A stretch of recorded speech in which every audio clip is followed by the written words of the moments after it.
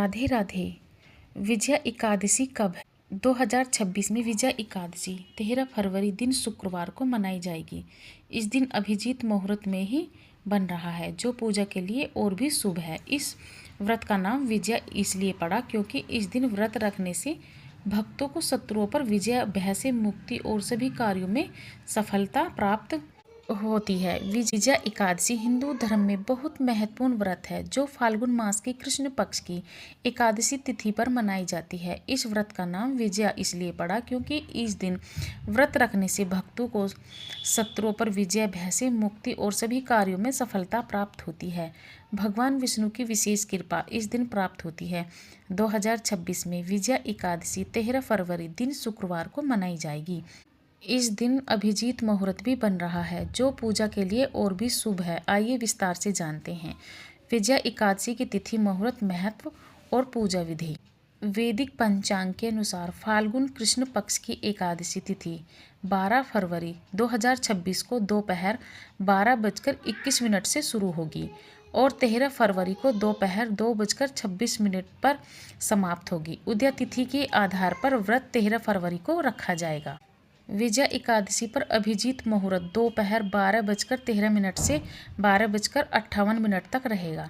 यह मुहूर्त पूजा अर्चना के लिए सबसे उत्तम माना जाता है। अभिजीत मुहूर्त में भगवान विष्णु की पूजा करने से मनोकामनाएं शीघ्र ही पूर्ण होती हैं। पूजा में विष्णु सहस्त्रनाम, विष्णु चालीसा या विष्णु स्तोत्र का पाठ विशेष फलदायी होता है।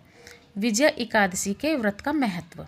विजया एकादशी का व्रत रखने से व्यक्ति को विजय, सुख, समृद्धि और शत्रुओं पर जीत प्राप्त होती है। पुराणों में वर्णित है कि इस व्रत से भगवान विष्णु प्रसन्न होकर भक्त के सभी संकट दूर करते हैं। यह व्रत भय, रोग, शत्रुता और आर्थिक कष्टों से मुक्ति दिलाता है। विशेष रूप से छात्रों, व्यापारियों और नौकरी पेशा लोगों के लिए यह व्रत बहुत लाभकारी है।